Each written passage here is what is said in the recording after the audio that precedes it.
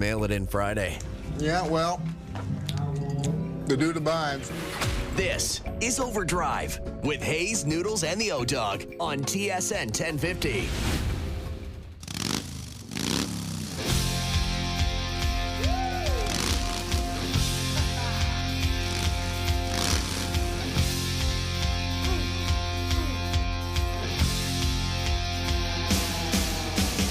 All right, here we go. OverDrive off and running. TSN 1050 on the TSN app. Your home smart speaker up on TSN 5, up on YouTube Live. Brian Hayes, the O-Dog, Jeff O'Neill, Jamie Noodles McLennan. What's going on today? How are we feeling this afternoon?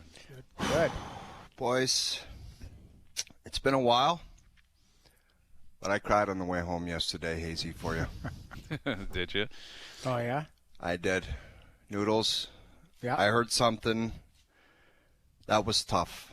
Oh, yeah? My boy Hazy, I think he thought in his mind that him and my guy Ernie Clement, who we've been talking nonstop since golf. Oh, you and Ernie have been talking nonstop since golf? Best buddies now. You did it to Tucker, and I did it to Clement. Okay.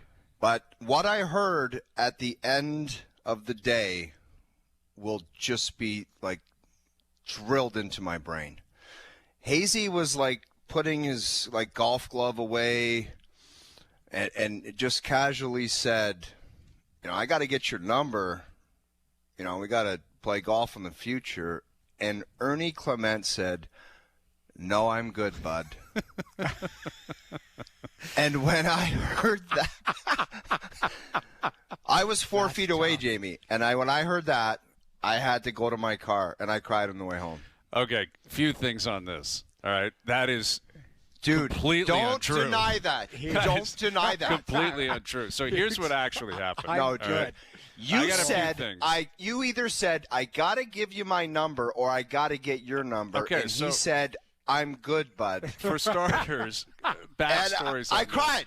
I haven't cried in a long time, dude. I'm sure you did. And we had a phenomenal day yesterday. It was awesome out there at the Lincoln Cup. We can't thank everyone enough from Lincoln, from Copetown, from TSN, everyone top to bottom. It was a remarkable day. Ernie was there. Ryan Reeves was awesome. He was a great guy, and he was a lot of fun to hang out with. We're rooting for him, chasing 1,000 games, right? He's at 962 for his career, and you know, he thinks he can go another year. He plans on going another year, and I wouldn't bet against him, man. He is an awesome guy, and it was a lot of fun yesterday.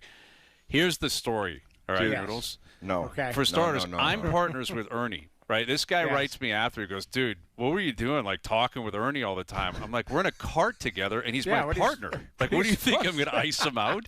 Like, not try to spark up conversation with the guy? Just ride with him the whole time and don't say a word. Don't say anything to look cool so that, you know, for whatever reason. I know, but Jamie, we all know a guy in a room who goes, hey, O-Dog, and then they're like, hey, Revo, and then he was like, hey, Ernie. I was trying to listen. I was trying to be a man of the people. So were you. You were on your. You were. He was one of those guys. No, whoever the was. most important guy in the room, he would just saddle Hey, up. Dusty. Hey, O-Dog. Hey, Revo. Hey, Ernie. So here's the true story. Okay. Here, this is what actually happened, not what this guy's talking about. I got two things to say. Yeah. For starters, Ernie Clement is a massive golf. He loves to play golf, but he never gets an opportunity to play because they're literally playing every single day. Like we shot the thing yesterday because that was the only day he's got off for like 6 weeks or whatever it is. And listen, he likes to play where Owen and I like to play. Yeah. And he said, whenever I get a day off, which is few and far between, it's rare. But if you're looking to, you know, I'm always looking to play. If you guys are looking for a third or whatever, let's try to connect. I said, yeah, for sure. Like, who knows if we ever play with a guy again. He's an awesome guy, though. But we said, sure. So at the end of the round, right, it was a phenomenal day. We did the big trophy ceremony. We can't tell anybody who won. You got to tune in June 7th on TSN to find out Team Hayes versus Team O-Dog. Yeah. I look back, and I'm, you know, talking with people. Hey, how are you? Great to see you. Thanks for everything. We'll see you next year. And O's pulled Ernie Clement over by the carts, and I could see him whispering, give me your number, give me your number. Oh, my Trying to God, ice your me nose out of is going to pop through the I screen. know what's coming. This guy wants to play exclusively with Ernie, which is fine because his ears peaked that he likes to play early and he plays fast. And that is O's, and they don't want me because I'm not very good and I'm slow. So I get it. I know I'm getting iced out.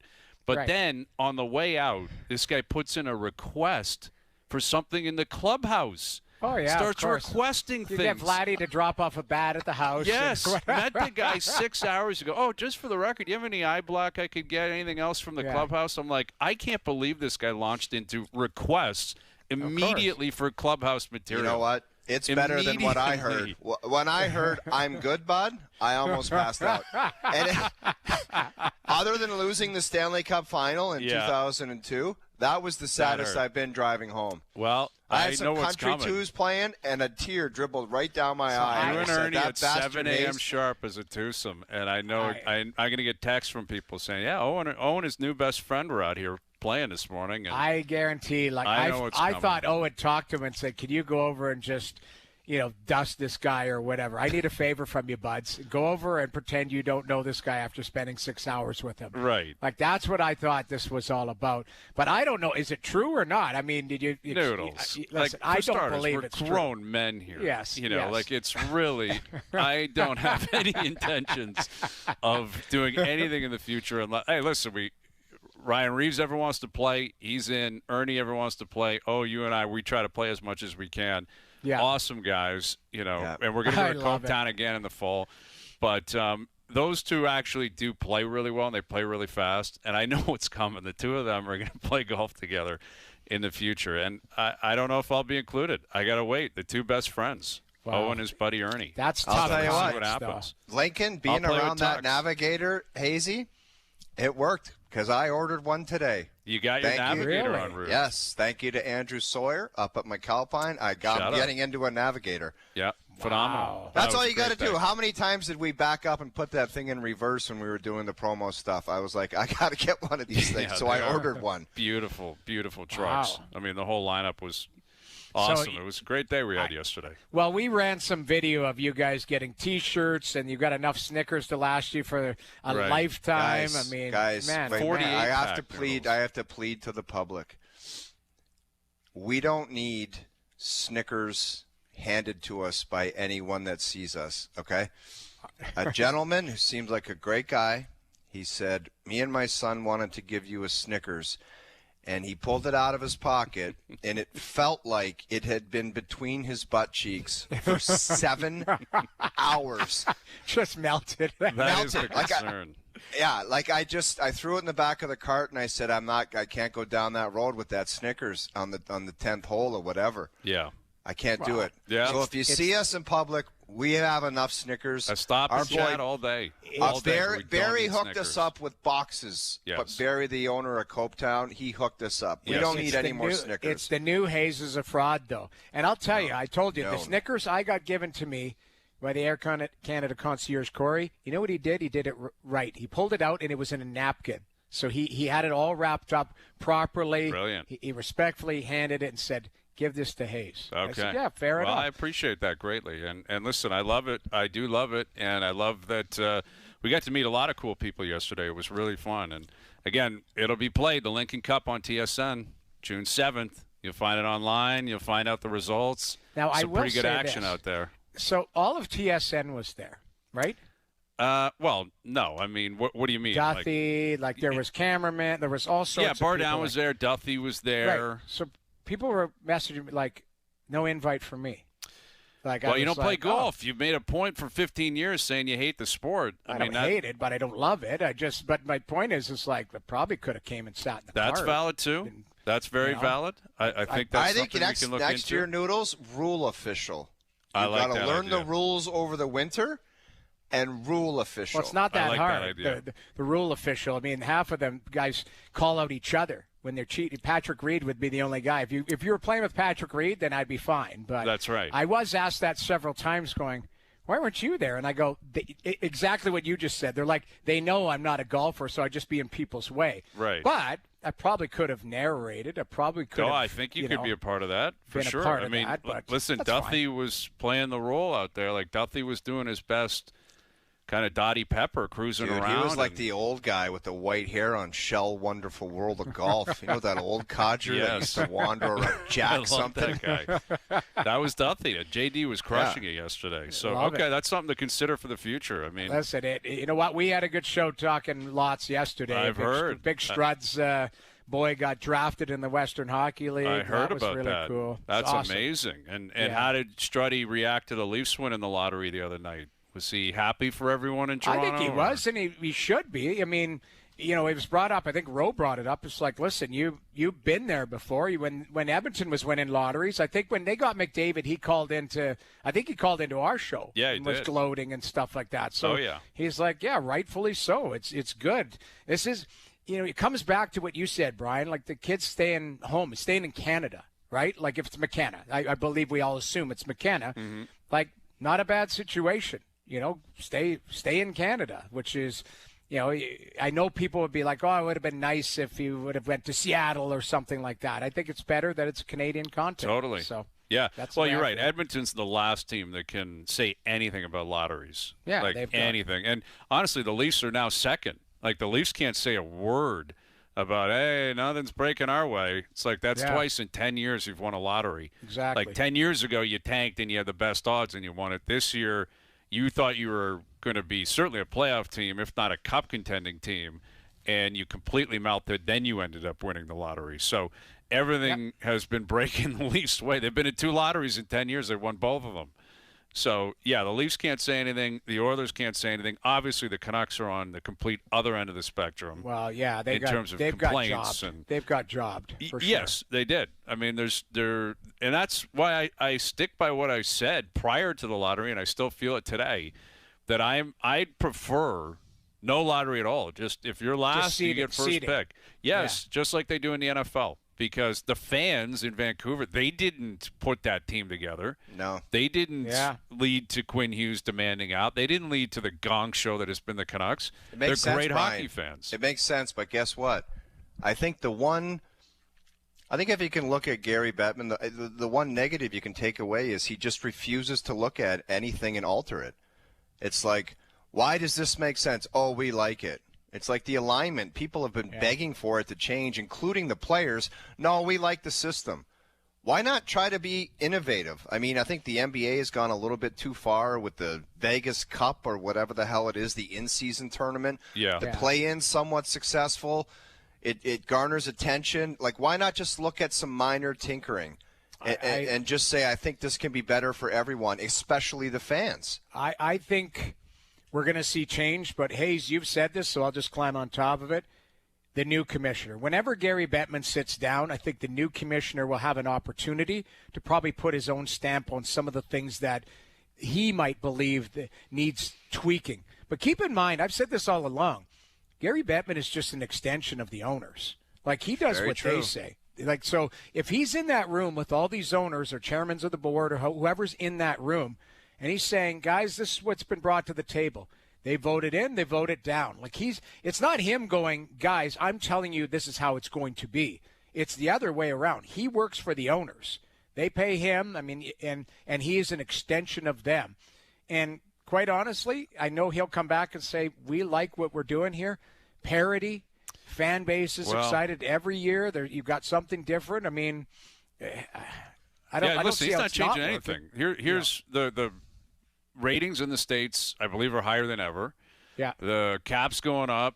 Again, it's not – I know where this is going to lead to. It's not rigged, but the biggest market in Canada just got Gavin McKenna, the first overall pick. Like, everything's kind of breaking the league's way right now, right? Like, that's kind of what you need. You want interest. You want high ratings.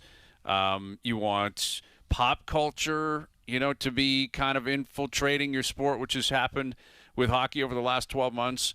But so he's not going to change anything. He's not going to. But I think you also look at the playoff format, which we always focus on the tougher side of this bracketology, and that would feature Dallas against Minnesota in the first round. That's Tampa versus Montreal in the first round. The other end of it is what Carolina is getting to do. And I'm not saying that to take it away from – they're 7-0, which is incredible. Yes. But they're playing a team that is 8th in the Eastern Conference in points, and they're getting to play them in the second round, where they should have played Philly if it was 1 versus 8 in the first round, and then they should be playing Montreal right now, which would be a much more difficult test. And, like, to their credit, they're not giving up anything. They never get scored on. Freddie Anderson's been outstanding, and they are steamrolling. They steamrolled through Ottawa, and they're steamrolling through Philly. But this is the other end of it. We always focus on, I can't believe these two teams have to meet, and Carolina's sitting there saying, give me Philly in the second round. Like, they are demolishing Philly, because Philly's not even close to being ready for that opportunity. I got news for you guys, and you might not believe it, but I think they're going to demolish whoever's next after that, too. Well, they might. I'm telling you, man. They're playing well. I told you about a week ago, Brian, that they're the one team that might cause a problem for Colorado. And I don't want to, like, jump ahead, but it's just if you want to just look at it after a couple weeks, 3 weeks of the playoffs, that's what it looks like is going to happen. Carolina and Colorado might collide. And I think that Carolina is the only team that could possibly – look at what Colorado is doing to the Minnesota Wild. Dismantling them. And I've loved Minnie. We all have. They're a wagon, an unreal team, deep. They got Quinn Hughes. It looked like it might push them over the top. They got physicality. They got depth, and they're dismantling them. Yeah. So, but now they get I will to the say conference this: final all the time and fade. I know, but if they ever do collide, if you guys remember way back in the day, well, it wasn't way back in the day. The high-flying Detroit Red Wings, who just put on a clinic and marched to the finals, and they met the New Jersey Devils, and everybody said they're going to smoke the Devils. And the Devils won the Stanley Cup, man. So beware of that defense. They're playing Jersey hockey, kind of. I know it's a different modern system. Modern day. It's a modern-day Jersey, and it's almost better by watching it in the first 7 games. It almost seems quicker. It's faster-paced. It's pressure. It's not a ton of physicality, but, man, you look halfway through the game, the other team's got 7 shots. You're not going to win a game. It's like, how the hell was Ottawa supposed to beat Carolina when they couldn't score a goal? And Philly barely can either. It's so impressive to watch, man. Yeah, it's been very impressive. Yeah, and they've got to continue that. They haven't had any adversity yet. They've just really, every game they've been, listen, it was overtime. They worked hard against Ottawa. Ottawa pushed them, but they won every game. So, they move on. I think with Philly's tried to match up. Philly's tried to push back. Carolina's just systematically just dismantles you. And they look great. Now, you're right, Hayes. How many years in a row have they made it to the conference final, and then they just won their first game in the conference final? Wasn't it last year? Is that correct? I believe. They generally get beat up pretty badly. I think they have been swept. That was from the Rod Brindamore sound. When they got swept, he was like, we lost 4 in a row, but it wasn't, that was I watched the tape. It wasn't 4 in a row. It wasn't 4 in a row. Yep. That was from them in the conference final. I think they're going to obviously make it there. They're up 3 Cobb, but they look like they have no weaknesses right now. Like they just, and everything's rolling their way. We'll I'll see. give you an example. Exactly. Again, Philly, to their credit, this has been a miracle year for them. They're in the second round. No one saw that coming 6 months ago. Right. Of course, Carolina's going to beat them. Like there was no way, in my opinion, Philly was going to push them. Ottawa, I thought would, and they didn't. Yeah. In the end, I thought Ottawa would put up a better fight. They never had a lead. Yep. So, credit to Carolina. But, if it's Buffalo, Montreal, they won't sweep those teams. Like that'll be a series. And then, if you get to a cup final, all bets are off. But, it's a big one for Montreal tonight. Like I got to apply the same logic to the Habs series as I did Anaheim-Vegas. Feels like a must-win for Montreal tonight. Yeah, and must win, and they must need to get some guys going. If Demidov and Caulfield don't score tonight, they're not going to win the series. They cannot beat 5-on-5 is literally invisible right now. There's just those 2 guys are 2 of their superstars up front. One's a 51 goal scorer. They need to contribute offensively if they're going to have a chance in the series. It's just one of those non-negotiable things. So, I agree. I think I was talking to the Montreal guys yesterday, and they said Demidov's kind of, he's working and he's got some tenacity, but Caulfield, he's on the outside looking in. He needs to get that one opportunity and bury it and get some confidence and be a factor. Because it's amazing how how people forget about 51 goals when you just don't do it in the playoffs. You just got to find a way to get it done. He's got to get some room out there. He had one-timer like 8 seconds into the third period the other night. A pretty good shot. It would kind of healed it a little bit, but Lyon made a good save. And Buffalo's power play, which hasn't been dominant in the playoffs, scored 2 the other night. That was the difference. This Buffalo team can skate. I think they're the fastest team in the league, like from top to bottom. Montreal's got tremendous speed. Anaheim's got good speed. Like a lot of these teams have speed, but this Buffalo team can move, and they're really mobile from the back end. Really mobile. So, it's watching that game the other night, I kind of thought maybe it looked like Montreal coming off of a Game 7, maybe a little bit of emotional letdown.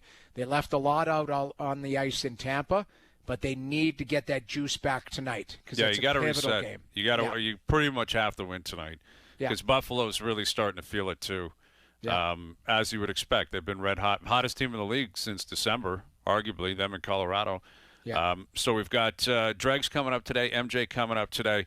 Really tough news on the World Cup front. Alphonso Davies is out upwards of 4 to 5 weeks, and I heard Shinetti on with Al's brother, and he said that may be light. Like, it may be more than that. And the World Cup is 35 days away.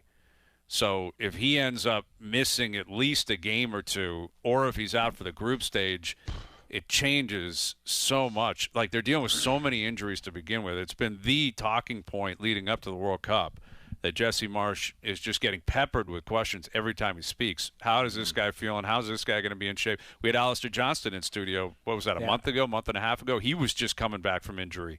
So I don't see how Davies, even if he can return to play, is going to be anywhere close to 100%. Dude, you know how that goes, though, Brian. Remember Leon Draisaitl? Unlikely for the first 3 or 4 games of the playoffs. Oh, maybe he might play Game 3. Oh, maybe he'll be ready. Oh, he might be taking warm-up, and magically, guess who comes out with no bucket on and gorgeous hair in the playoffs? So.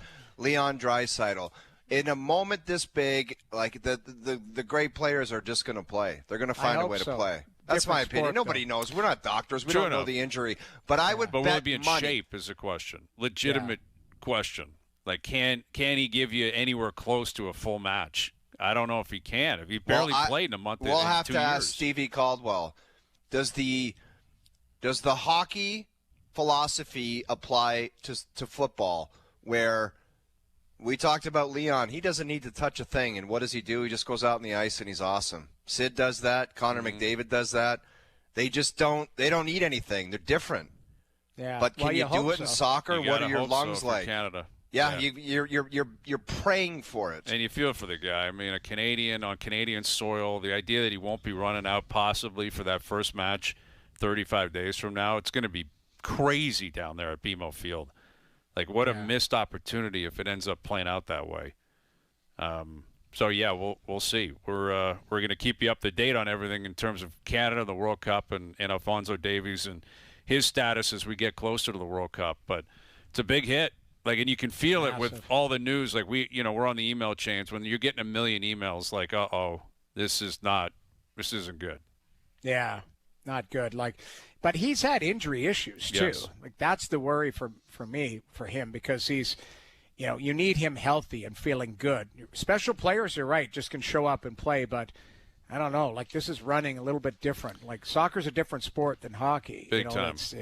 Well, you don't stop. You don't go for a shift change and sit on the bench for 2 minutes. Like, you're moving for nonstop for 2 hours and at top speed. And if you have a muscle issue, there's no gliding. And I'm not saying that Leon or whoever isn't fighting through stuff. It's a different impact. It's a completely different impact. You get tackled and you go down improperly. And again, fitness is a huge part of it. Like, with the energy level and the intensity of these matches and the speed of the game.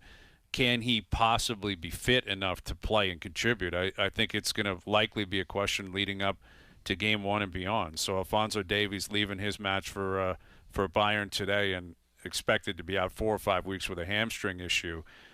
We will get Stevie Caldwell on. We've got Keegan coming up from the Park, Jays Angels tonight. Alec Manoah back in town, part of the bullpen for the Angels. I'm sure we're going to see him at some point, possibly tonight. And no Barger in the lineup today. It sounds like Barger will return tomorrow. So we'll get an update on Addison and where things stand with him in just over an hour. Overdrive continues.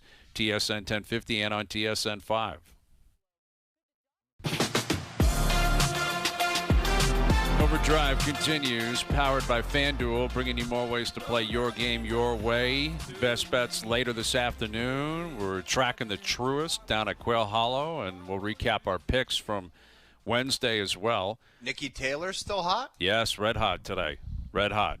So Nick Taylor's, he loves Quail Hollow. Loves it. I think Mackenzie Hughes is a member at Quail Hollow. Nice. A lot of Canadian content down there. So, and your boy Fitzy's brother, really good again today. Really good. Alex Fitzpatrick is a player. He's got his tour card. Dude, he's on fire. That guy, that's a life-changing, it's kind of a bogus kind of gimmicky tournament, but it might have changed the guy's life. Big time. Big time. He made a lot of money last week, and he's on pace to make a lot of money this week too. The PGA Championship next week, so we look forward to that.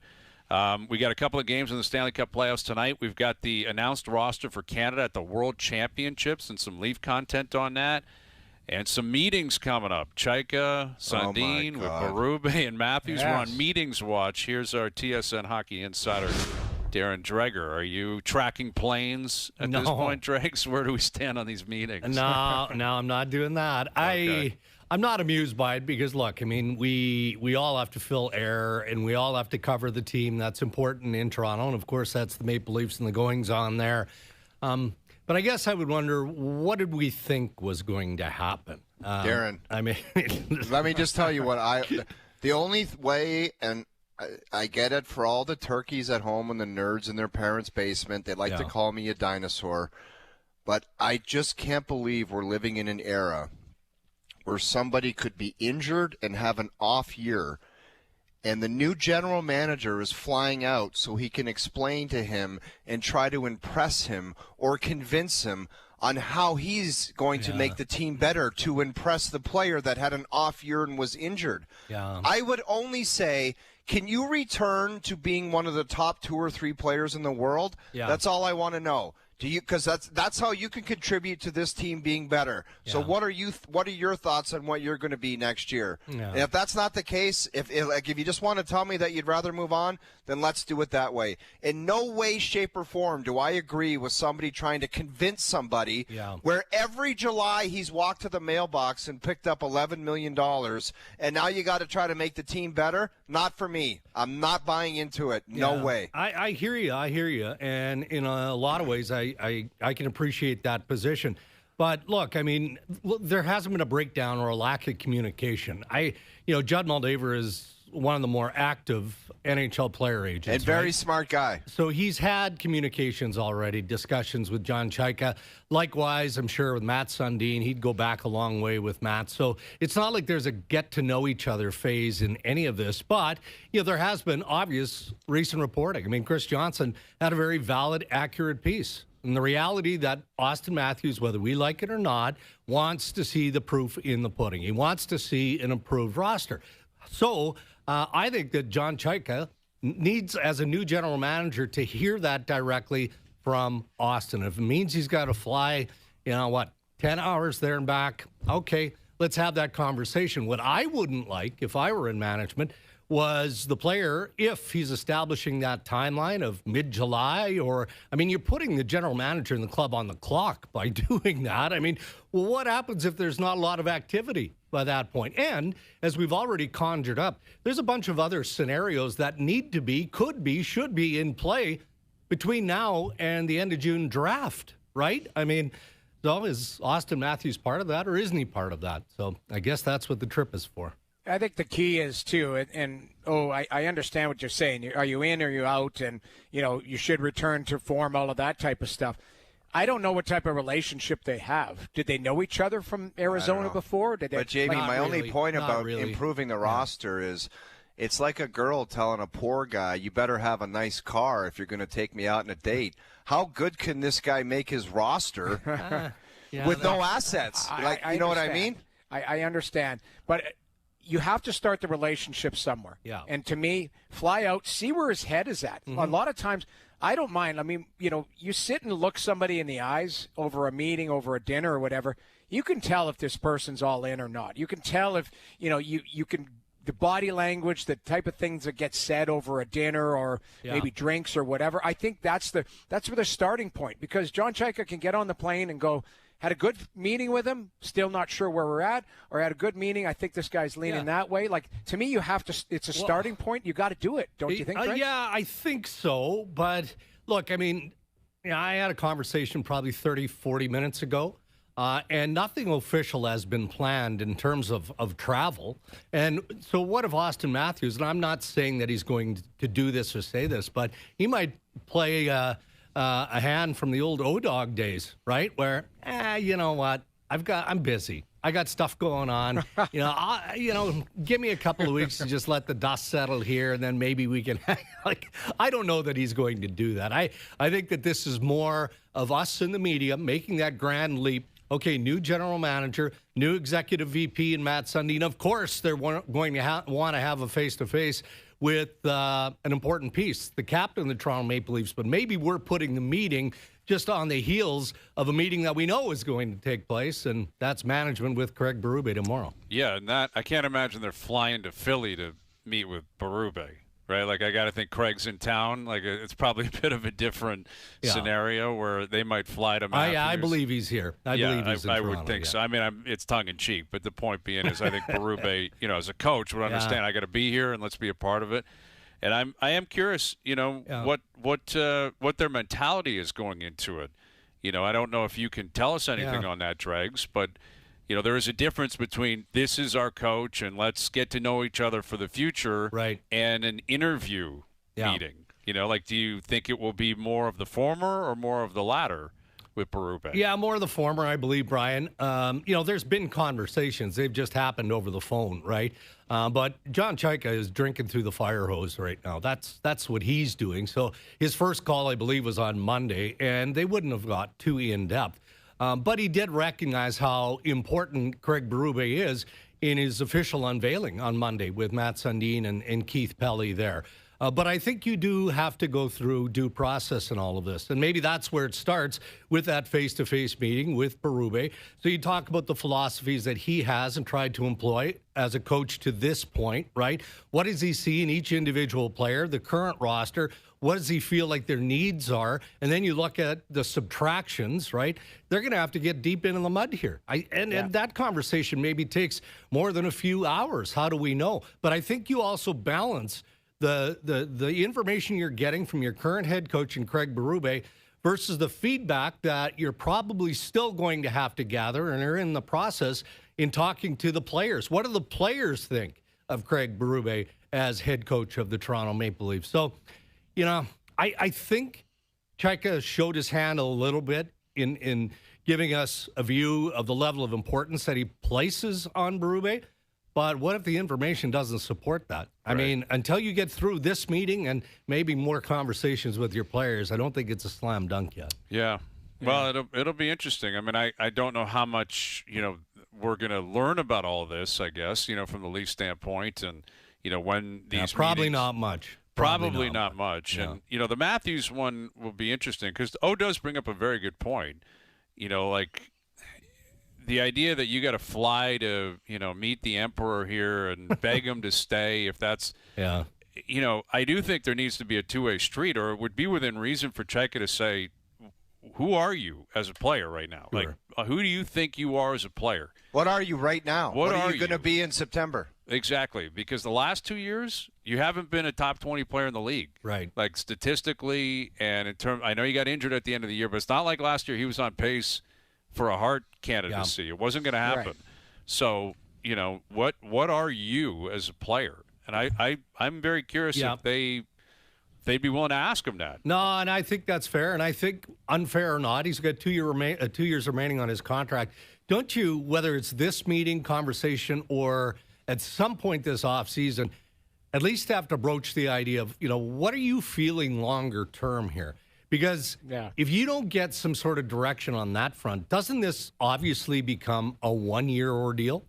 You can't go into that get through next season and have the same level of uncertainty. You can't allow this guy to walk in unrestricted free agency. There's no way that's going to happen. So I wouldn't say it's going to be a difficult conversation, but I think from both sides, it has to be an honest one. Sure. With Darren Dreger at TSN Hockey Insider, I guess Brady Tkachuk said on his podcast today he is meeting with Staios and Travis Green relatively soon. Yeah. I don't know if that's in Ottawa or they got to fly to meet him wherever he lives. I'm curious about that. But I found that interesting that, like, he hadn't – I'm sure he met with Green on the way out. I would assume he met with Travis. Well, I don't think he did. No, he didn't meet with him? Okay. No. My understanding, he had the baby, went back, did his media, went back. So I don't think he's had a chance to decompress with management yet. That's again, just what I'm picking up off the podcast. Well, so how would you compare and contrast the tone of that to what Chaika and Matthews could end up being? Yeah, I mean, it could be similar, although we've heard from Brady, and it sounded like he's still very much invested. And I don't think that the Ottawa Senators have any appetite to explore anything other than continuing to work with and build around Brady Tkachuk. And for me, the only way that changes is if the Tkachuk family, headed by Brady, decide that, all right, we're going to do something similar. Quinn Hughes did it in Vancouver. We're talking about Austin Matthews. We're wondering about Connor McDavid. There are other star players around the NHL. It actually could be just an information gather, too, by Green and by Staios. Find out what Brady Tkachuk feels, again, about the room, about the roster, about the direction moving forward, and then you work off that. It doesn't feel like this is going to be ominous, but that could change.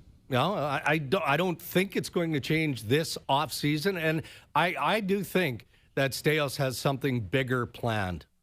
Whether it's adding a top pairing or at least a top 4 defenseman, adding a top 6 forward, I think that they got a taste for the playoffs, and it didn't go well, obviously, against Carolina, but he worked pretty hard to add a top defenseman at the trade deadline, so there are bigger pieces in play.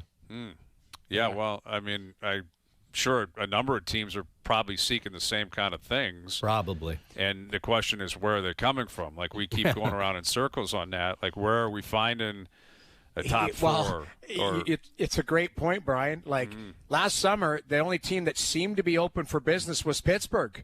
And then they didn't do much because they had a great season.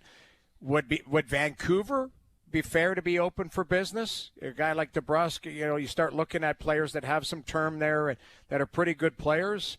Is that who's the teams in the league that we know right now are either retooling or rebuilding? Yeah. Calgary, Vancouver. Yeah. Name another team. Yeah, it's tough to that degree, right? Right. And Calgary's a team that I'm going to watch closely. I think that they have an appetite. I wouldn't say that the top pick for the Calgary Flames is in play, but they've got 2 first-round draft picks there, right? And what do they have, like 4 second-round picks? Yeah. I mean, they are going to be a compelling team to watch at the draft and in the offseason. Now, they're going to draft a number of players. There's no doubt about that. But I think they're definitely in the market for a younger forward that fits their age dynamic in their build. Vancouver, it's more complicated. Man, did they get kicked right in the you-know-whats. Sure, you drop to 3 and you're getting a really good draftable player here, but you don't get any of the marquee marketing that goes along with Toronto winning the draft lottery. So heavy lifting for that new GM. And it does sound like the GM search in Vancouver, fellas, is winding to a close here. They're down to 2, and it's been reported, and I believe it to be accurate. It's Evan Gold, who's with the Boston Bruins organization. They took it between the eyes with Providence losing to Springfield in overtime last night. And then Ryan Johnson, who I felt all along was probably the front runner. They just had to go through their process. A strong internal candidate there. Okay. It's interesting with the Leafs, winning that pick. Their minds start running everywhere. Do you trade it? Do you trade down? It just never happens. Like, the first overall pick just never gets dealt. No. I can't picture a scenario where it would be. You're already hearing, it's rumors, wow, this team might trade that pick or that, and it just never really ends up actually taking place. It doesn't. Not very often. Very, very rarely. And I'm curious what you're hearing about McKenna throughout the league, and in terms of the hype, and if they end up picking him, and I would assume they do, but you never know. I mean, maybe they go off the board, maybe they go with someone else, but like this kid we've known about for a long time, right? Yeah, look, I mean, we're not going to know until we see him play, right? The scouting report on him now is what you can see. He's a dynamic player. He's got incredible IQ and a terrific skill set, but he's slight. So, assuming he plays in the National Hockey League next year, and I think that's fair, you're going to have to insulate him. No different than every player, including Austin Matthews when he broke in, right? So he'll get time that he deserves on special teams on the power play, and then maybe 5-on-5. You've got to look out and watch out for him in that sense. But I'm a believer, and again, I'm going to repeat this, the marketing element to this. It matters when you're talking about a specific player. And we've been talking about Gavin McKenna, to your point, Brian, for a long, long time. Stenberg might end up in the long run being the better all-round NHL player. How do we know? Caleb Malhotra might end up being the steal of the draft 5 years from now. Right. We don't know. One of the defensemen, I mean, go down the list. But right now, and I don't think it's going to change a whole lot, is Leafs Nation going to be okay if they don't draft Gavin McKenna? Does that matter? Didn't matter to Montreal. When they didn't take Shane Wright, they took Juraj Slavkovsky in front of a home crowd. So, I mean, you take the best player, but I think a lot of people still believe that in many ways that's McKenna. Yeah. Well, it is in the eye of the beholder. Yeah. That's for sure. Yeah. They may go a different direction. If they do, and it's not a defenseman, I would be somewhat surprised. Agreed. And, people might be willing to get behind that because they just haven't drafted and developed any defenseman in a long, long time. All right, Dregs. We'll leave it there. We'll do it again soon. We appreciate this as always. All right, fellas. Enjoy the playoffs. You got it. Darren Dreger, TSN Hockey Insider. Morgan Riley was probably the last guy they drafted high that popped, and Morgan's going to the Worlds. We'll catch up with Mike Johnson in 20 minutes. Johnny will be calling those games. Is this a platform for Morgan if he's going to get moved? What is he? Dude, nobody needs a platform being in the league that long. Okay. No platform then. Well, never mind. If anything, you keep going. Like, I don't know. We had Evan Bouchard on yesterday. I'm like, why is this guy going to the Worlds? The guys they've been to the finals 2 years in a row, and you need rest. But he said, I think it's that he wants to be in the Team Canada mix, and he wants to be in their backyard because if I'm him, I want to take the rest and the break. But him and Nurse are going, so I guess that's. I credit them, but I think I think he answered your own question. Bouchard wasn't on the Olympic team, and he doesn't want this to be held against him. He had 90-plus points and didn't get a sniff at the Norris. I hear you, but he wasn't there. Which I think is stupid, though. Like, I think that's stupid, though. I think that's petty. You can think it all you want, but it may be a reality, Noodles. I know. You don't think Hockey Canada's got some arrogance to them? 100%. They do have arrogance to them. But, the Nick Suzuki snub on the Four Nations face-off because that's just idiotic. Like, you got to think bigger than that. And that's – I hope that wouldn't be the case, but these guys love to play hockey now. They're not they're not wired where it's like shut it down for 2 months and drinking and smoking. They're right back at it. So I think that's big time scenario. They just want to keep rolling. Well, and my point, and we'll see what Johnny has to say, is Riley may, Craig Berube is not coaching. He's not in a Berube system over there. Does he look differently? Can he possibly play better or supply offense and look different in a different jersey? 100%. I think that may be of value to him and might be what he's thinking right now. So that more coming up with Johnny Keegan from the Park. Jays, Angels tonight. Bunch of injury updates. We'll tell you about that around 5:25 for the Jays. Overdrive continues. TSN 1050 and up on YouTube Live. Now, back to Overdrive with Hayes, Noodles, and the O-Dog. Everybody get your roll on. I know shorty and she doesn't want no slow song. Guys, I saw something today we could all use. It's that time of year. I had to get this leather little passport holder stitched up at this place. So I Googled a place to find it or to get it fixed in this place called Love Your Leather. So I said, can you fix this? They did. And I guess they do everything, dry cleaning. And I met the owner there when I picked up my little passport case.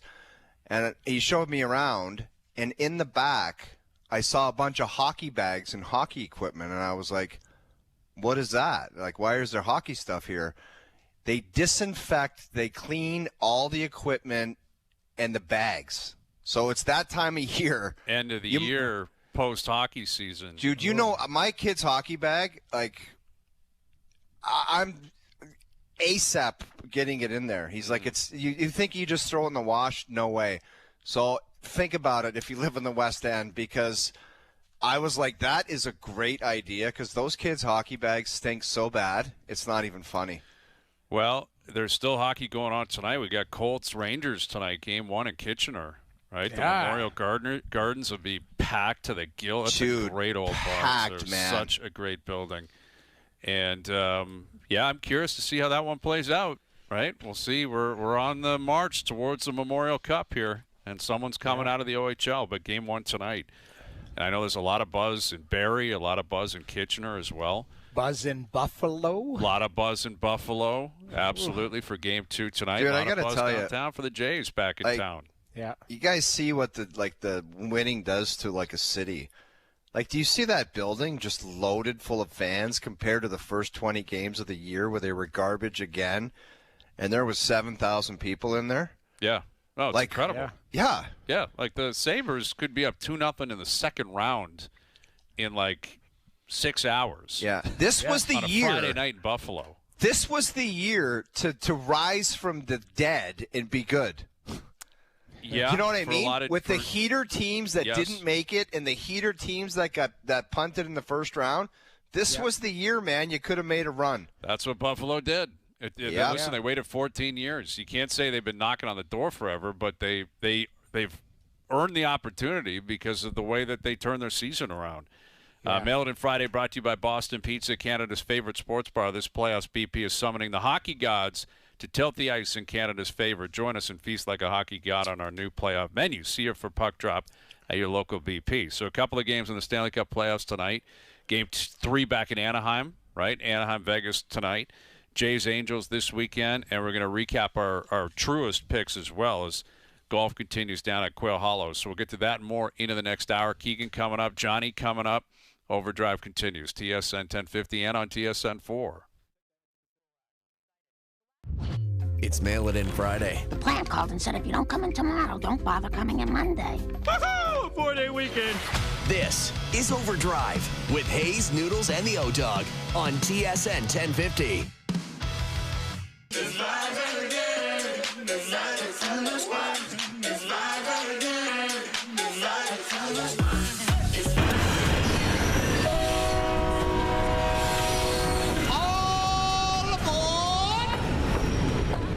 Get back on the train with us, folks. It's a 5 o'clock hour. We are sprinting to 6. Brian Hayes, Jamie McLennan, Jeff O'Neill, OverDrive, hour 2. Fired up. We got Keegan. We got MJ. We're going to go through the truest results, see who made the right picks down in North Carolina. And it's an action-packed hour. I love it. Yep, best bet still to come. We've got Stanley Cup playoffs, NBA playoffs.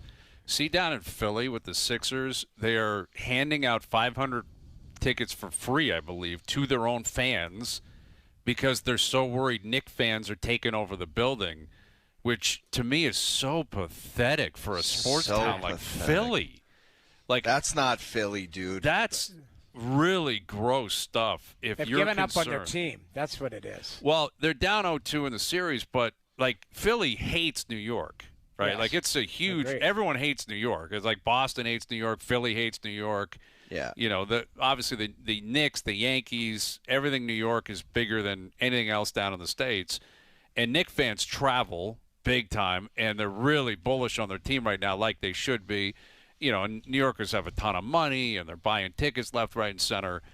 But I would expect this if they were playing Charlotte or something like that. But in Philly, you can't guarantee yourself like home court advantage. What is happening down there? Yeah, that's sad. crazy. Isn't this crazy? One of the few years for the Knicks to actually like get to the dance and do some damage? Big time. New York, Detroit, because the Cavs, James Harden just packed it in after the first round. Yeah, just check, that's please. enough. Dude, that guy's Check, please. borderline disgusting. Like what he didn't he like Game 7 or something 9 points? No, last night or something 9 Last points. night he was terrible. He had 10 points or something. Yeah. Yeah. No, just a complete checkout. Yeah, Harden's had enough. He's into the second round. That's enough for Cleveland. If you did a B listing on kind of overinflated, overrated, like he's got to be one on that list, doesn't he? Well, in terms of a poor, or let's just call it what it is, a horrible playoff reputation, he would be very high on the list. Yeah. Why don't you give that to me on Monday? Hey, B listing worst playoff performers of the last 15 years. That's harsh, man. That's harsh. It is harsh. But I can probably find a way to do that. Oh, I know you can, and you don't have to look too far. I could find a way. Oh, you're suggesting there hey, local don't read into on it. That list? My good friend Ernie Clement always says, don't read too far into things. Is he a good guy? He's a good dude, eh? Yeah, like, great guy. I love him as a player, and obviously his charisma and kind of got everything going for the Jays. It's nice to see. He's tall, right? Because he was right neck and neck with you, Hayes. Funny you mention that because I've had some people. I think did the tippy toe during the picture thing yesterday. Because I posted on Instagram a couple of different pictures. Yeah. And I had some people saying, wow, looks like he's about your height, might be taller than you. Dude, what did I tell you, man? And I've had a lot of 5'9". I think you got lifts in your shoes. I'm not. I've had a ton of people that have met me in public that said, you actually are taller than when I've seen you before. Jamie, I'm not kidding. He's growing. It's those shoes you can buy that make you 3 inches taller. Yeah. I see them on Instagram all the time. Dude, do you think I would wear Skechers lifts? Like, let's get serious. Well, you would have to get them in every shoe. That's the thing. Like, you can't just get lifts in one shoe and strut around and then walk around the Collingwood. I'm telling you, man, I am taller as a 50-year-old than I was when I was 35. I'm Johnny's size. I'm 6'2". Yeah. It's Johnny's starting to move in that 6'3", direction. I think, isn't he? Johnny's about my height, I think. Yeah. But yeah, God forbid, Brian. God forbid, Jamie. You said somebody was taller than Hayes. Hayes thinks he's Dikembe Mutombo. It's the only thing I have. It's the only thing I have. Clement looked tall. That was my point. He's who is daunting and this is not a surprise, is Ryan Reeves. Yes. Like being around Reeves, shaking his hand, he is massive. And just the idea of that guy wanting to kill you. That guy being angry at you and thinking, I'm going to possibly make you pay for something would be a terrifying proposition. How tough he is and how big he is, and just an awesome guy. He was great. Ernie was great. Did you get any Phil stories out of him? No, we didn't actually. We should have. Remember where he scared the hell out of Phil with that? Remember there's that Halloween mask where Phil was like, don't do that to me ever again. And he's like almost out of – that's one of the funniest skits of that where he was scaring Phil. That was in Pitt, I believe. You're right. It was. Yeah. You're right. That would have been a great story to get to. All right, here's our TSN hockey analyst, Mike Johnson, joining us here on the Maple Toyota Hotline. What's happening, Johnny? Hazy, in no world are you and I the same height. What are we talking about? You think you're taller than I am? Hang on a sec, Johnny. How tall are you? How tall are you, Johnny? I am 6'2" and 5'8". Oh, I get measured every year. 5'8" now. 5'8" now. 5'8". That's an exact number.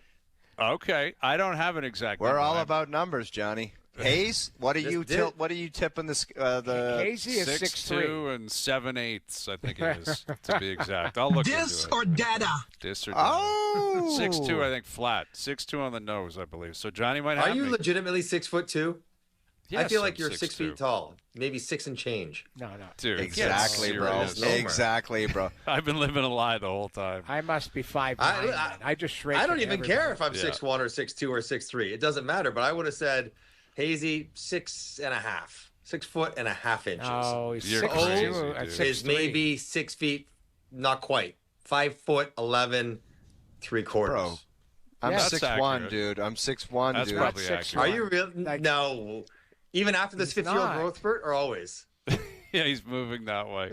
At 50. Guys, we'll get the measuring tape up on the wall on OverDrive Studio the next time we're all in there. Real one, not Lindsay with the Because I don't tape. know the sprawled out tape measure on the desk is an official measurement. Right. We need the doctor Lindsay one thought with this the guy thing was... that lands on top of your head.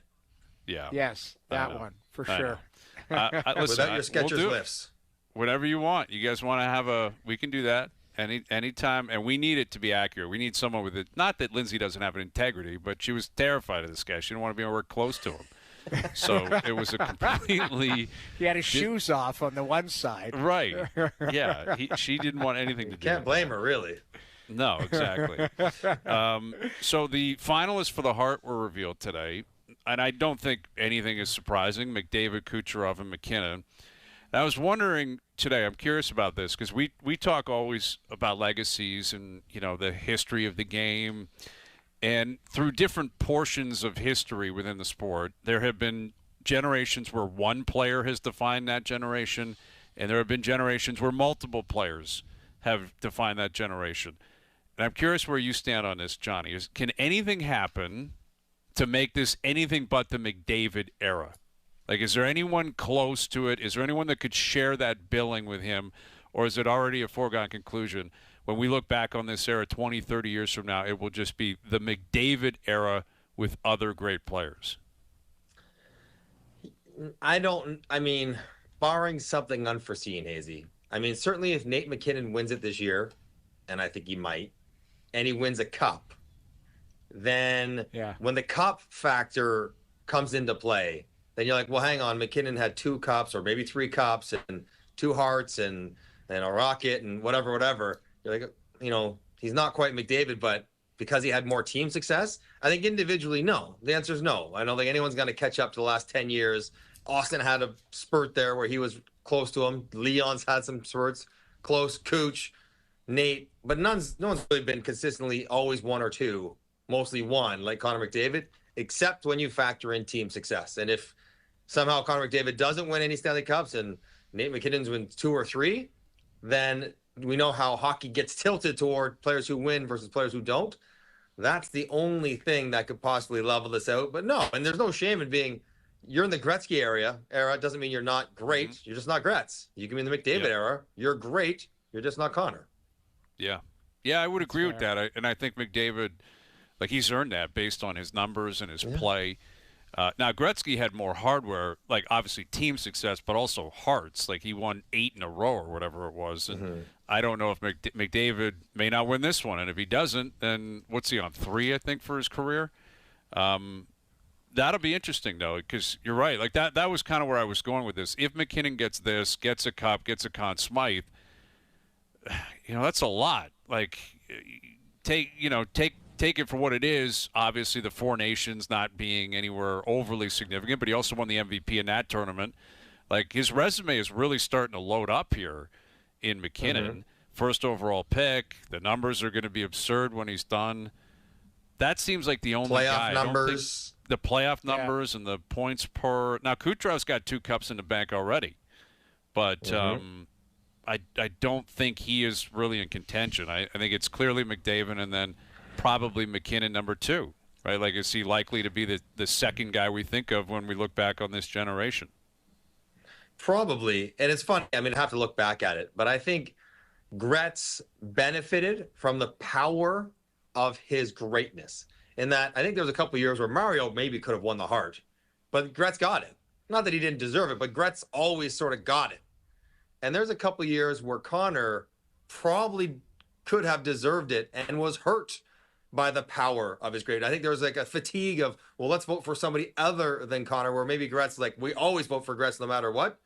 Gretz my favorite player. He's the greatest of all time. I'm just saying, 3 seems like not enough Hearts for what Connor's done for the last 10 years. It's surprising if it's just 3 that it is, air quotes, only 3. Feels like it would be 5.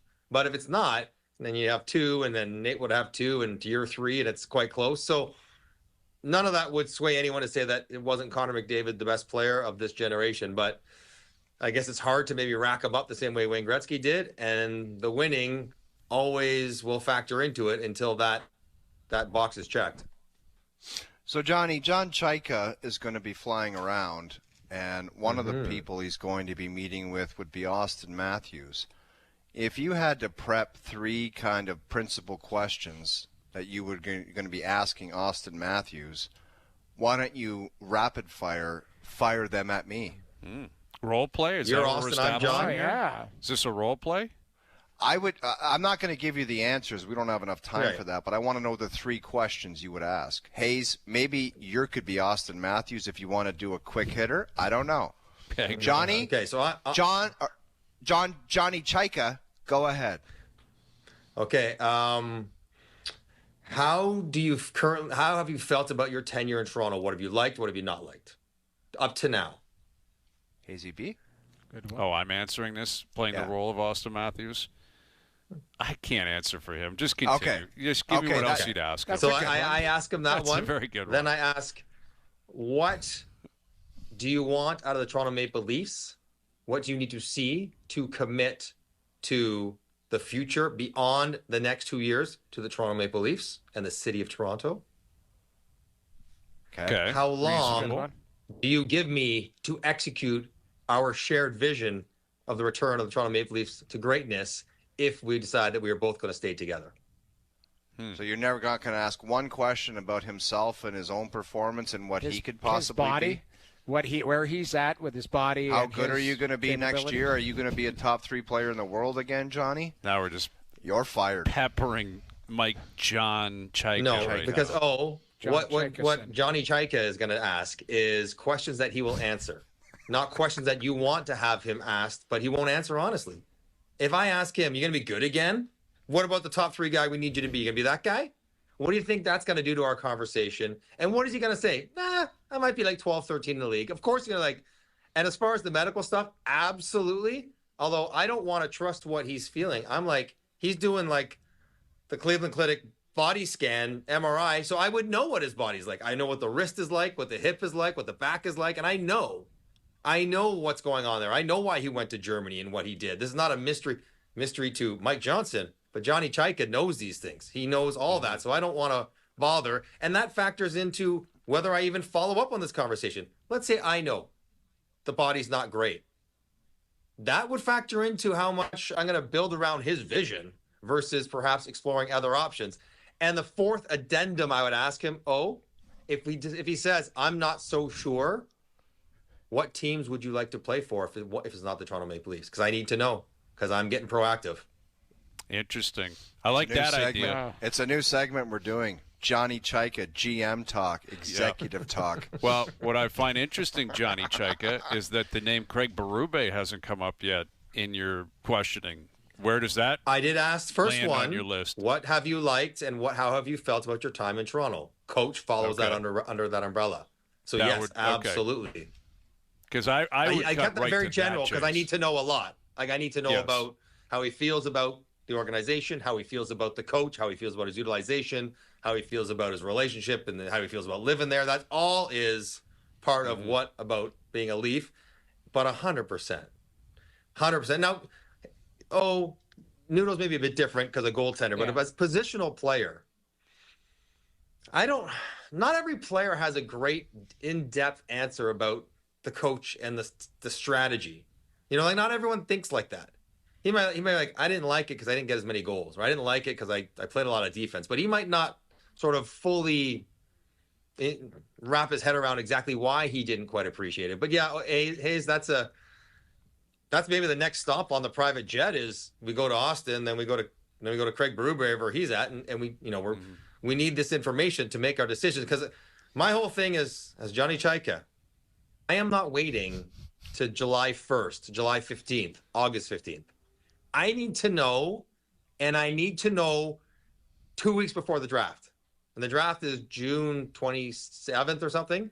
So I need to know by June 10th the answer to these questions, because if they are not what we want them to be to grow together, then we need to facilitate our time apart, which means for you, Austin, and for me, Maple Leafs, to make it work for both of us, I need to know these things earlier and sooner rather than later.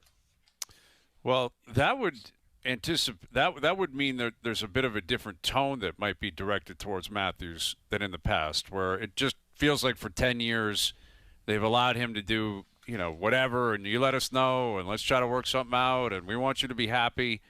Like, you got to be pretty forceful if that's your approach. I agree with that approach. I hope that's the way Johnny Chaika or the real John Chaika will approach it.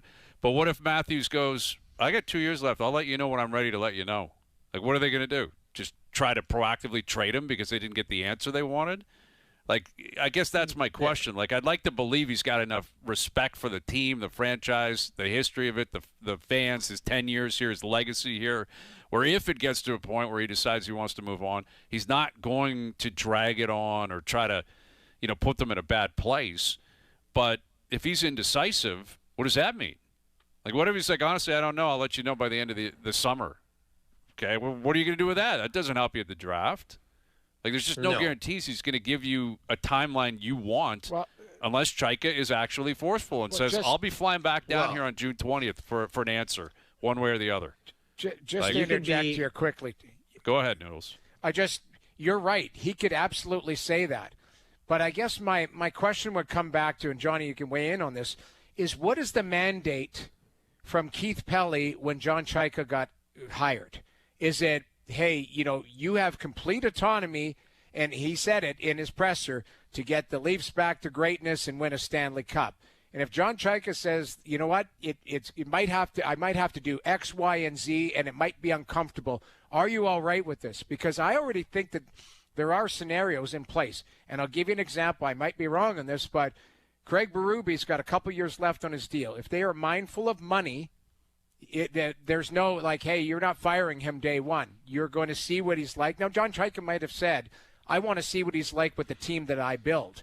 Jamie, but there's no mindful of money with this operation. They're I'm sorry, there is. There is. Oh, there is. They're mindful of money. They have to be. And Brendan Shanahan would suggest I'm otherwise. telling you, this is exactly. It's not. They've got nothing but resources and money, but it doesn't mean you have to waste it like a drunken sailor. That's the thing. But the point is, John Chaika is not responsible for any of it.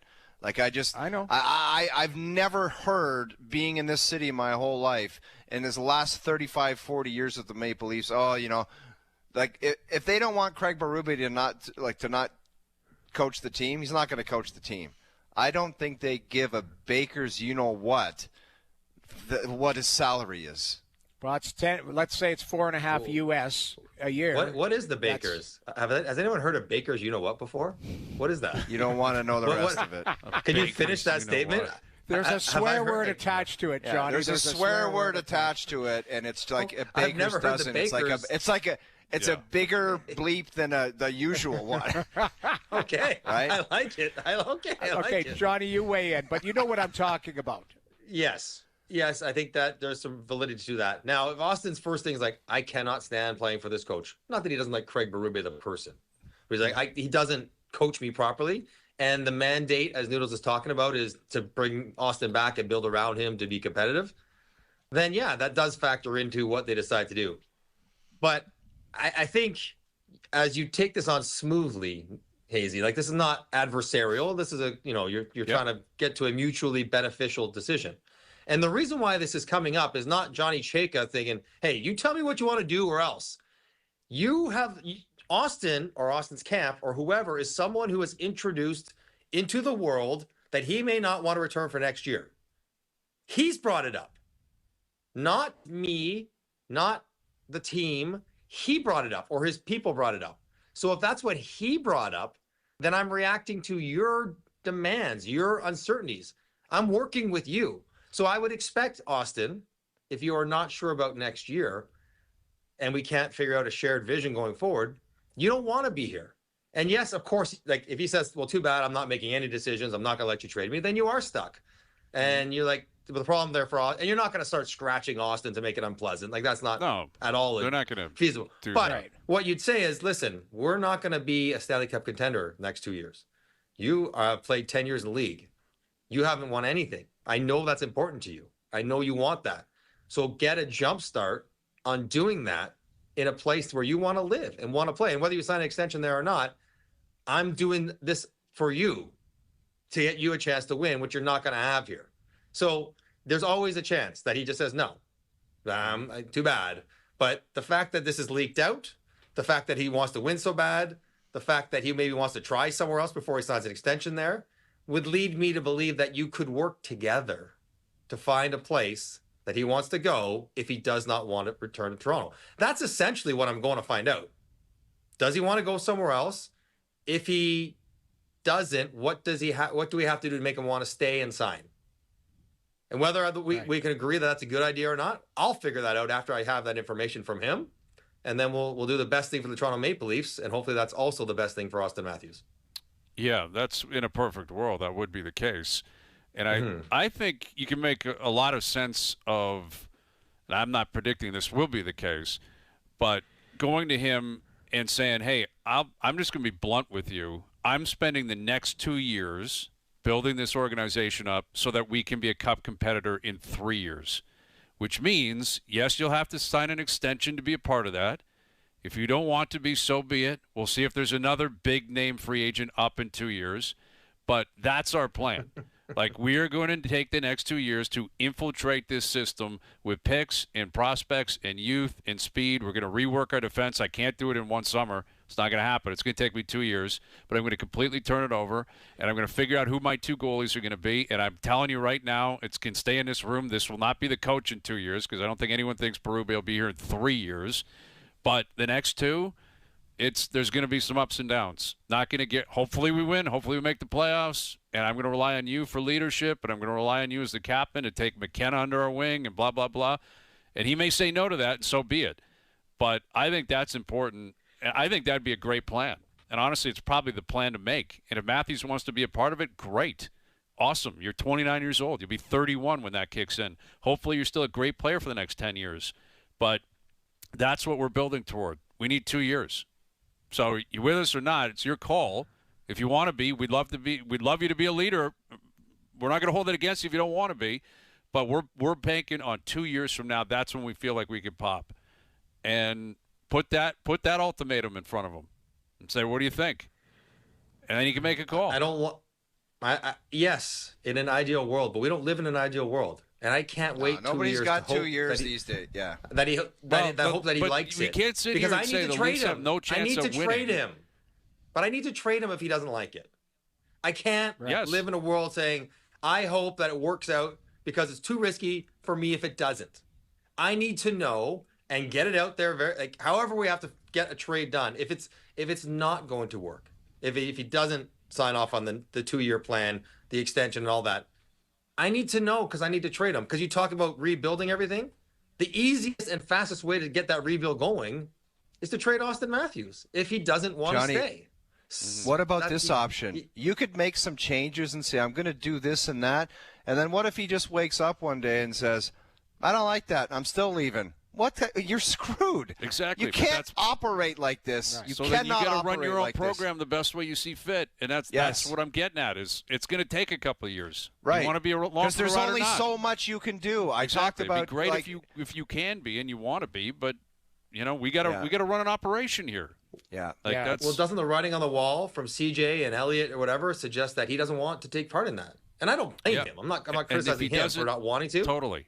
I agree with you. But if that's where he's at, then we got to move forward and help each other out. Help me help you. Yep. Help me help you. Johnny Chaika. And we'll go down that road and we'll see what happens. Yep. All right. Mike Johnson, we appreciate you doing this. A.K.A. Johnny Chaika.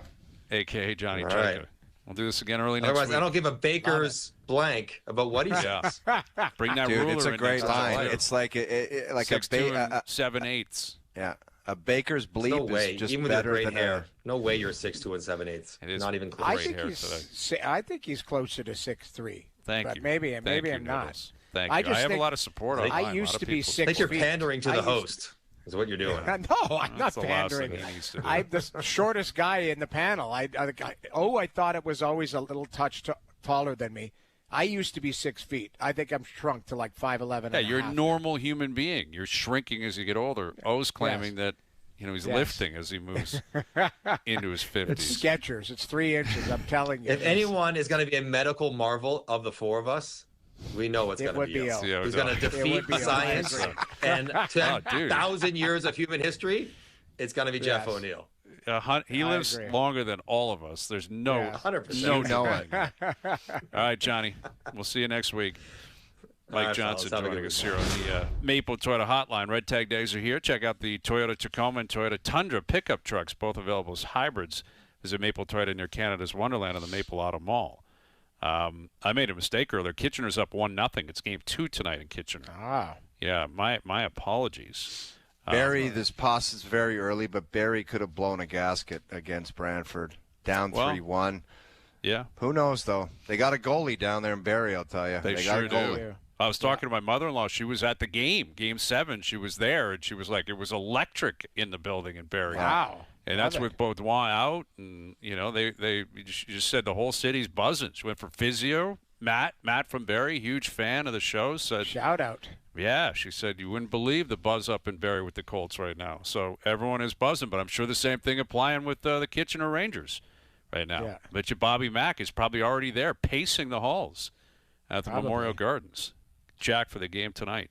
All right, Keegan's pacing the halls down at the Rogers Center. So we'll catch up with him and tee up the series with the Angels in town.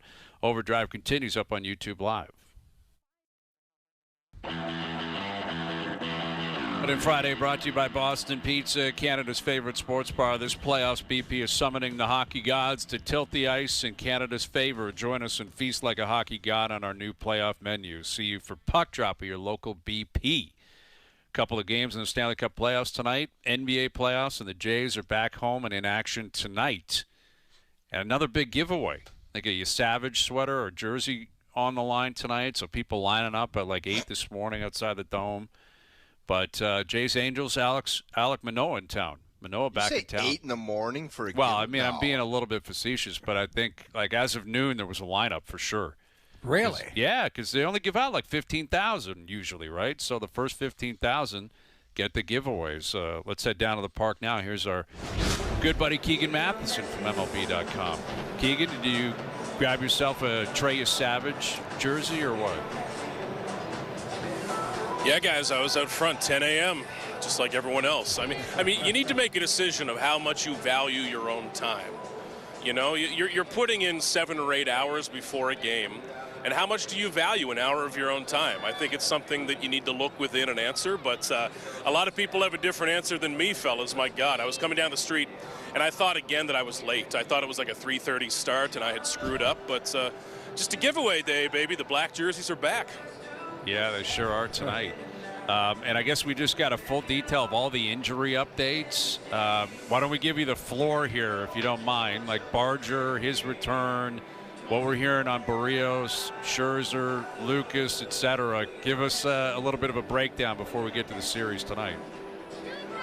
Yeah, there's a lot of them, guys. I feel like this is my time for my John Schneider impression, you know, start to list them off. But Addison Barger, I thought we would see active tonight because that's what the Blue Jays have been saying. They're facing a lefty, maybe not the best matchup. He's going to get here today. He'll be active tomorrow. They've got a bit of an awkward decision on what they do with that roster spot. Is it Davis Schneider, Lenine Sosa, Yohendrick Pinango, who's been playing too good to be sent down, I think. The bigger one today for me, guys, was Jose Barrios. He's going to meet with Dr. Keith Meister, who's the last guy you want to see if you're a pitcher. He has been rehabbing and pitching through a crack in his elbow. Not a doctor, don't play one on TV, all that stuff. It doesn't sound like the easiest thing to do, pitching through a stress fracture in your elbow. He got an MRI that showed some more inflammation. We'll see how that's going, but the Blue Jays still need Barrios back. Man, I know this last 6-8 months has not been good for Barrios, but I still look at Jose Barrios as a guy who for a decade has been really damn durable and really important in this league. So he is further away now. Max Scherzer got a shot, cortisone shot in his forearm. That's 5 days till he starts throwing again. A lot of these guys bumping back and bumping back. Alejandro Kirk swinging a bat. I guess I'll end on good news. Alejandro Kirk is not hitting a ball yet, but he's swinging.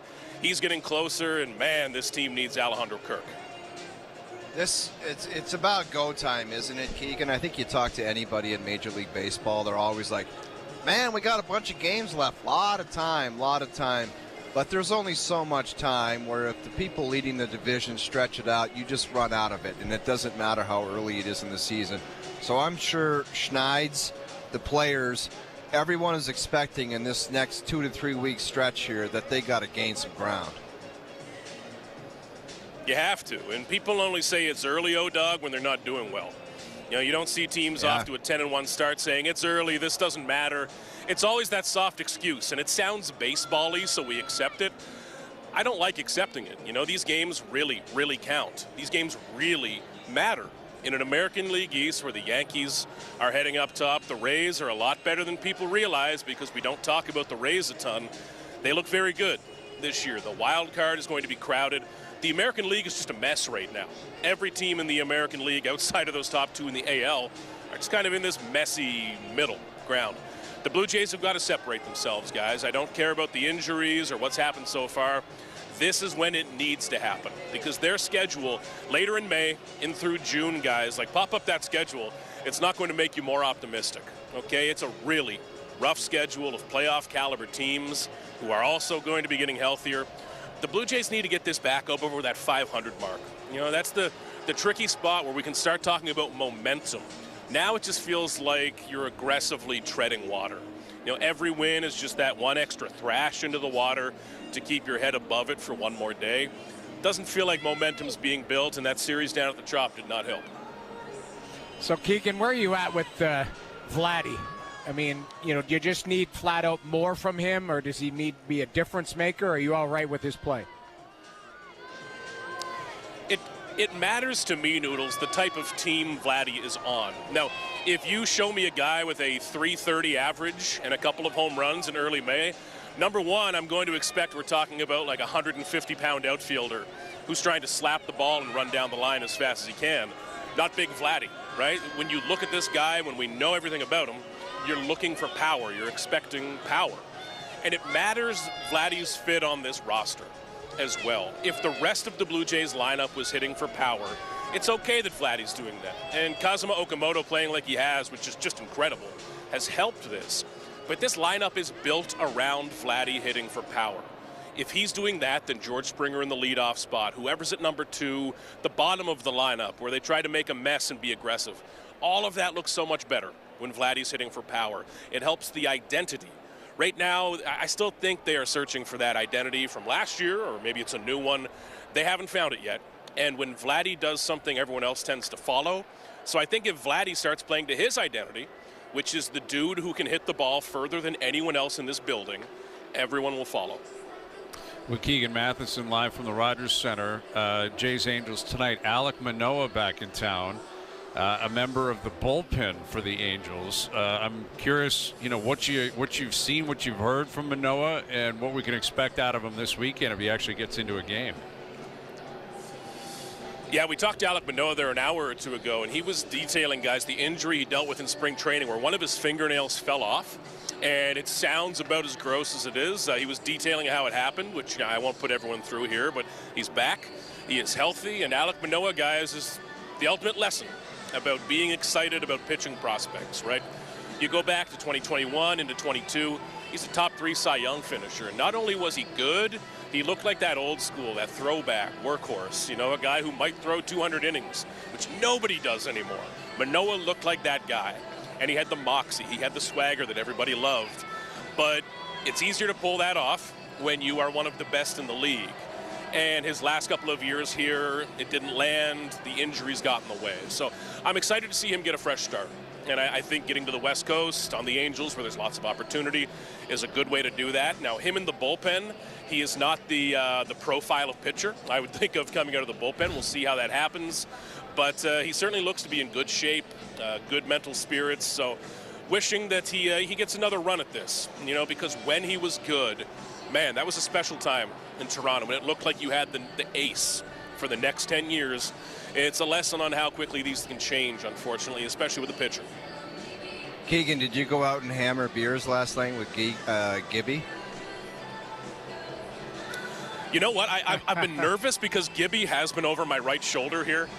I saw him prior to the game, and he was asking how the book was doing, and I told him, Gibby, it's going great because of your incredible forward. And he said, you know what, Keegs, to be honest, didn't read it. So I think I need to get that replacing. You know, right now I think it says Buck Martinez on the top of the book. A spectacular read or something. I just need to get, I got to be honest, didn't read it, John Gibbons. And I think that would move some books. So it's good to see him, man. He's always talking crap. One of the best in baseball. Yeah, that's an endorsement from John Gibbons because it's honesty. That means he would love the book. He'd love the book if he read the book. The best. But he just hasn't yet. Keegan Matheson from the Park, Jays, Angels tonight. Enjoy the weekend, Keegan. We'll do it again early next week. You got her, fellas. Take care. There he is. Keegan Matheson joining us here on Mail It In Friday, brought to you by Boston Pizza, Canada's favorite sports bar. This playoffs, BP is summoning the hockey gods to tilt the ice in Canada's favor. Join us and feast like a hockey god on our new playoff menu. See you for puck drop at your local BP. It will be cool to see Alec Manoah. I'm sure he'll get into a game this weekend, and I would expect he gets an ovation. And, it obviously ended one of the more strange finishes I can remember, the way it just fell off a cliff for him. I honestly thought that guy was going to be some kind of Roger Clemens. Yes, like Rocket Roger Clemens, you know what I mean? Just a flamethrower attitude. Like the scene at Yankee Stadium striking. I don't know who. I don't think it was Judge. It was somebody else, and he just told him to F off and sit down and shut up. And I'm like, we got a guy here, man. Yeah.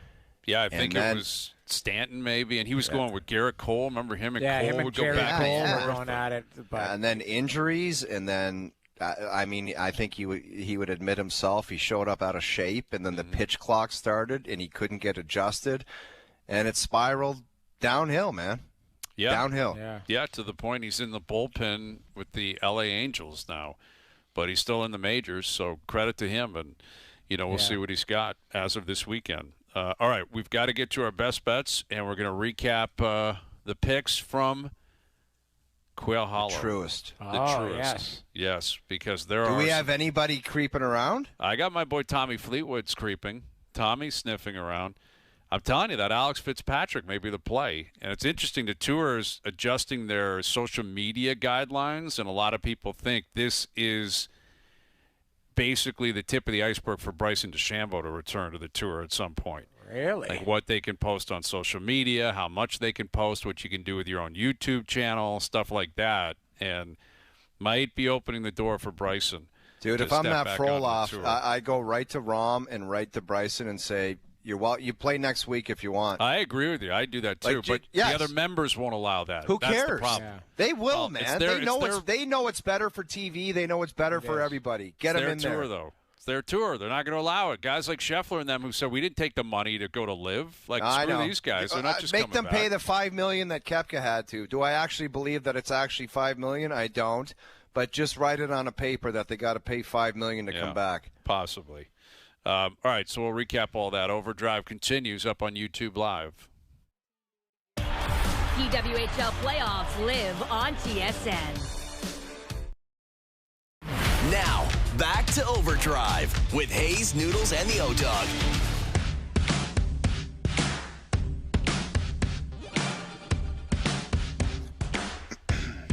Hazy, I heard your commercial, or just your read there for Peter Millar. I got to the course, and we both wear it, and we love it. And I go to the range because I haven't hit a seed since March because the weather's been garbage.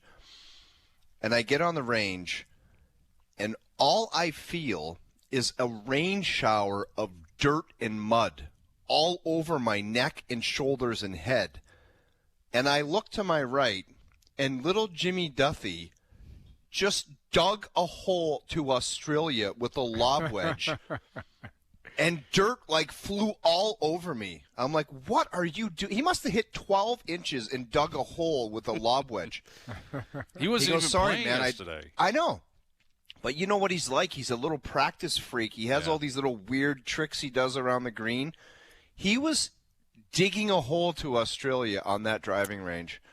That's disappointing, especially with you decked out in the gear you had to wear, right? I know. Because we had to do commercials for that and then play. I know. It. And then, unfortunately, Nicole, one of the heads of Lincoln, Canada, wanted to hit the ceremonial drive. Right. And she took a divot with my driver. Then my driver had dirt all over it. But she redeemed herself. She said breakfast ball, which was totally reasonable, and then she launched one 210 in the air, I think. So Nicole, I think it was 270. Might have been. Nicole with a complete redemption. It was phenomenal. Yeah. All right, the OverDrive PGA Picks brought to you by TaylorMade. It's time to find your new fast with the QI4D driver. TaylorMade's fastest, most fittable drivers.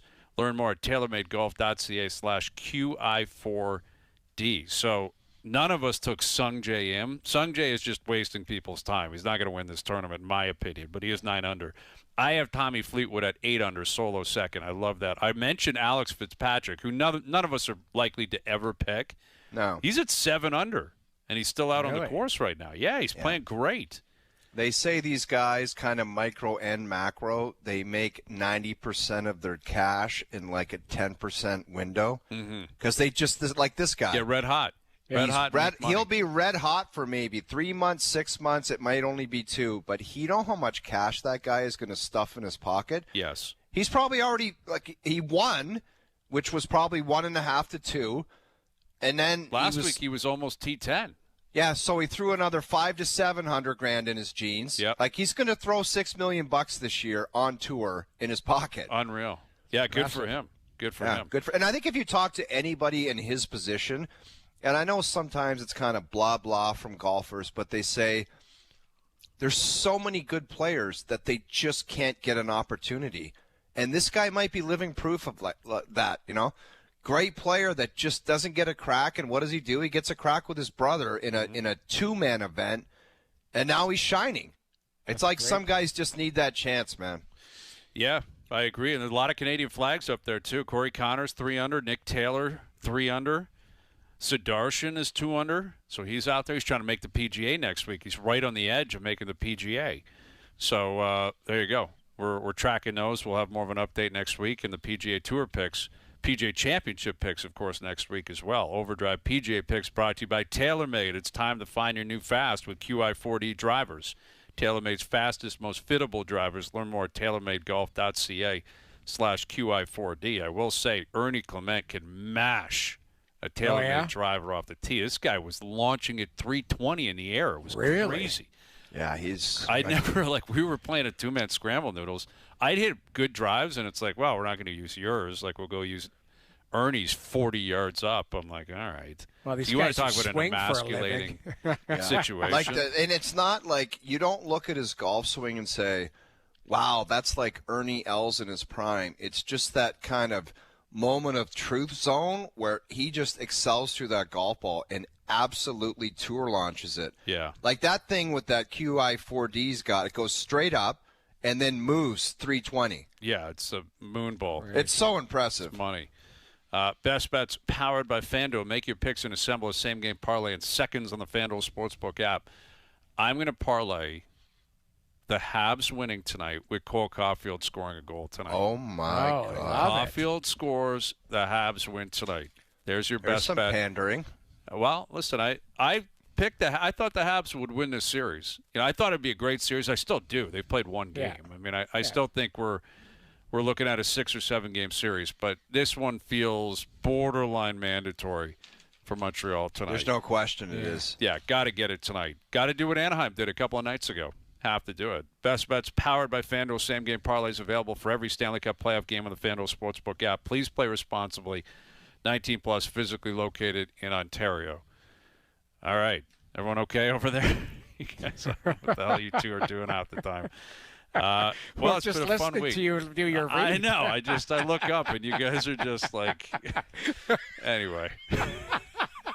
Sorry, next time you're saying best bets, we're going to be like this. Yeah, just get dialed in, please. I'm just like, please. I know what you you two are doing. No, I guess. It's 5:53 on Friday. It's Space Cadets. That's what it is. All right. Thanks to everyone behind the scenes for helping out. Everyone for tuning in today. TV, radio, podcast, web, and, of course, up on YouTube Live. We appreciate it. We're out of here. Enjoy your evenings. Enjoy your weekends. We're back Monday at 4 p.m. Ernie Clement's new best friend. We'll chat that.